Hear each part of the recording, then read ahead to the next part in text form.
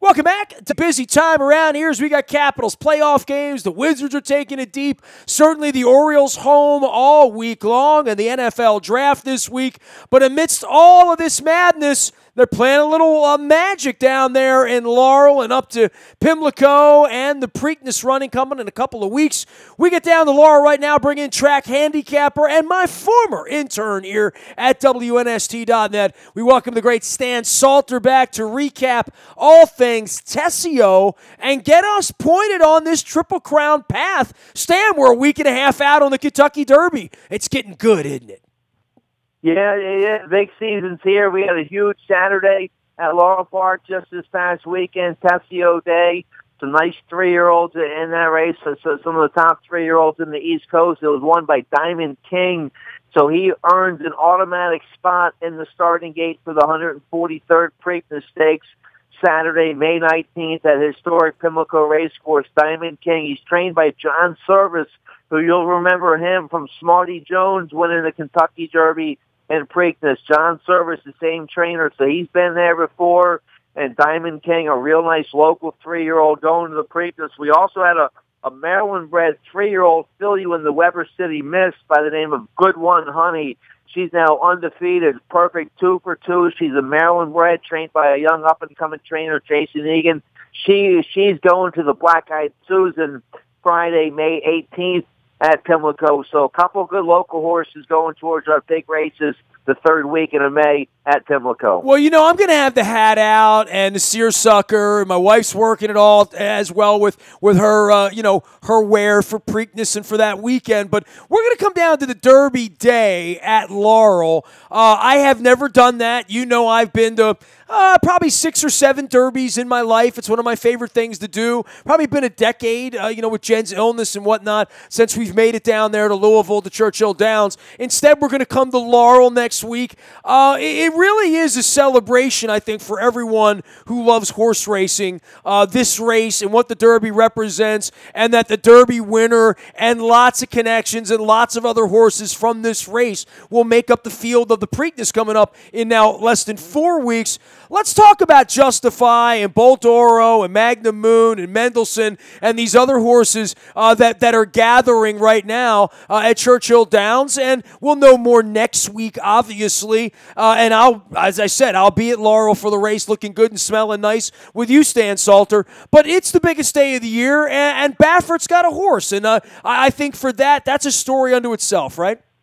Second biggest day of the year. It's a prep for the Preakness. Remember that, the Kentucky Derby final prep for the Preakness. And yeah, it's a big day. We'll have a nice big crowd down there at Laurel Park. Hopefully, we have beautiful weather like we had this past weekend for Tesio weekend, and we'll have some good live racing as well. We'll get you a nice table in our new tips room, which is right by the track. It's right by the Garden Terrace, first floor of the clubhouse. We'll get you a window table, trackside view. You'll have a good time in there. We'll probably have a Kentucky Derby a buffet out or something. We have a new chef there.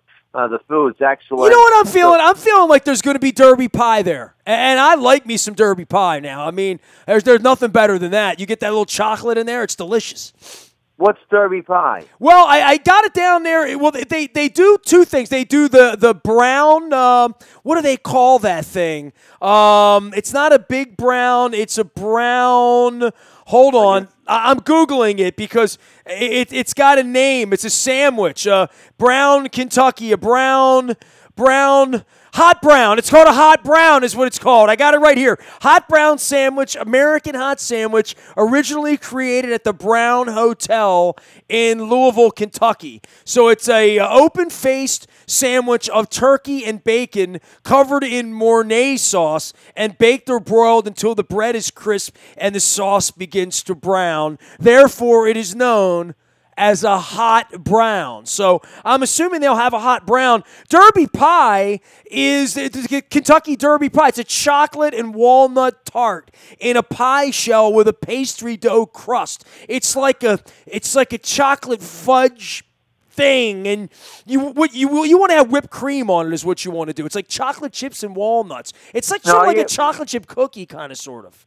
We'll have you hooked up with all the the Kentucky favorites. You know what a mint julep is? You know what that is, right? Yeah. Right. Well, we'll have the mint juleps. You can get black-eyed Susans too to start getting ready for Preakness. Well, they'll have several desserts and probably a good buffet down there. We'll have some good live racing too.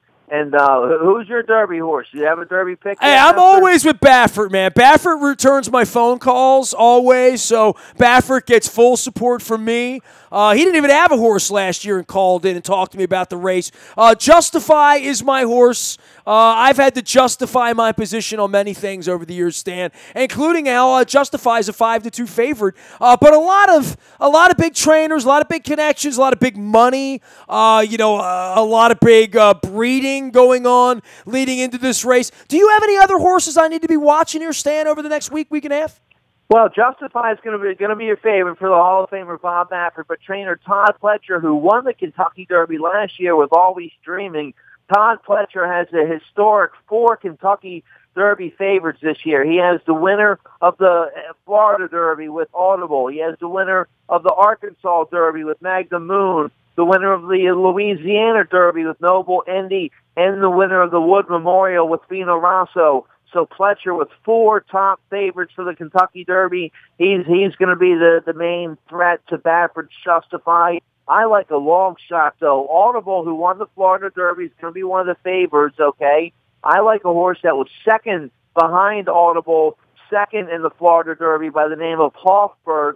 He's trained by the Hall of Famer Bill Mott. He's going to be about 30-1. He's by Tappet, who's one of the world's leading sires. He's a homebred for Juddmonte Farm, a top international breeder. I like Hofburg. He's going to be a big 35-1 for trainer Bill Mott. That's my pick for the Kentucky Derby. Man, when they say handicapper Stan Salter, you give me some inside skinny trying to give me 30-1 horses a week and a half before the Derby. Boy, if that thing comes in and I don't bet it, you're never going to let me live that down, are you, Stan? Hofburg, I gave you Funny Side and Lemon Drop Kid. I'm giving you Hofburg now with a big price. As Alan Jerkins used to say, nobody's going to beat Billy Mott. He's one of the best trainers in the game. He's never won the Kentucky Derby before. He rarely runs in it because he doesn't push 3-year-olds. He must have a very talented 3-year-old now with Hofburg if he's going to the Kentucky Derby. I like him even if he doesn't win the Derby, he's already my pick to win the Preakness. Stan, I'm looking forward to coming down on Derby Day and just harassing you a little bit because you're really busy on Derby Day. Tell me what you do out at the racetrack and how you're always involved on the little TV screens there. I'm the TV host for our simulcast show, so we go on about an hour before our races start, do a handicapping show, previewing all the day's races and the big carryovers and stuff. We show you a bunch of video spotlights and pedigree notes and stuff. Me and my co-host Keith Hustel for today at the races, and then my co-host for the afternoon during the races is Tim Tullock, a former trainer out there at Laurel Park. He's a Greater Stakes winning trainer.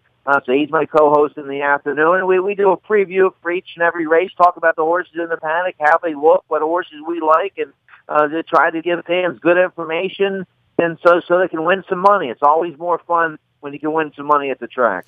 How many horses are we going to see in the Derby? I mean, I got all these 20 names here. I don't want to fall in love with any of these horses, but Justify, Bolt d'Oro, Magnum Moon, Mendelssohn. There's a great music name there, one of the greats. Audible at 6-1. I like that. Good Magic, My Boy Jack, Quip. I have provided some quips in my day. You said Vino Rosso. That's a great, because that involves wine, so I sort of like that name as well. Enticed at 20-1. Salomini at 20-1. Flame Away. Instilled Regard. Noble Indy. I don't want anything to do with Noble Indy, all right? Anything to do with Indianapolis, I'm out on. Hofburg, Lone Sailor, Promises Fulfilled. And then what happened with Gronkowski? I saw that that was a horse there that we had talked about running in the Derby. Is that really going to happen next week? Well, as of now, he's in, but he's kind of on the fence. The press reports today, he has some kind of issue.